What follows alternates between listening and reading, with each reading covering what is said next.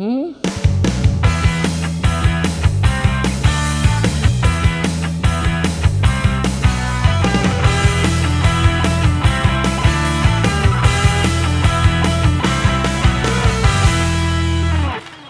at the zoo we actually offer quite a few different photography classes. The first class is actually laying the basis for good animal photography, and you can learn how to take really good shots.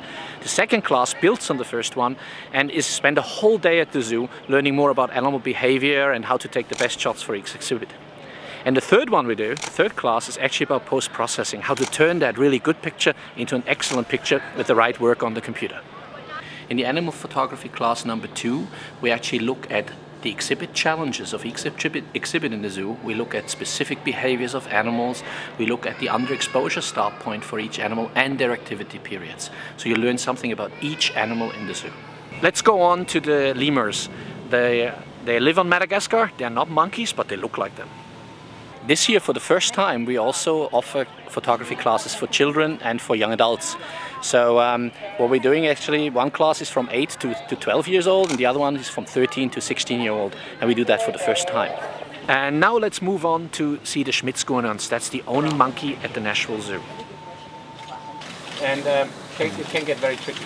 Those are the ones you can get, but as soon as you start zooming out, you're going to see the thing. This is the newest exhibit at the Nashville Zoo. It's the flamingos, and what's really great about them here, you can get very close. Actually see number 1, that's the one. We have a lot of docents at the zoo, and they usually have pretty good artifacts with them, and we just had a docent here, Kathy, and she actually has this flamingo skull.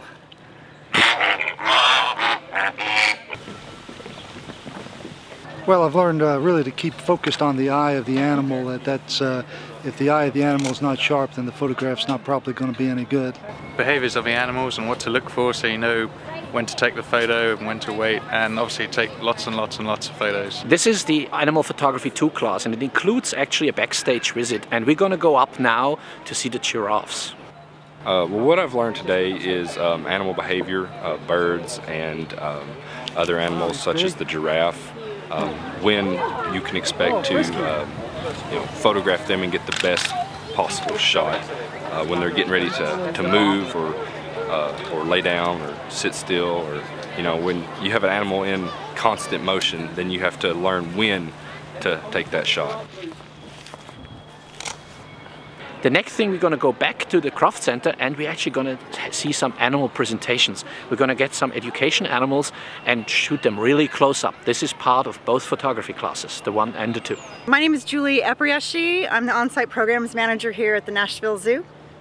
And this is Charlotte, our boa constrictor.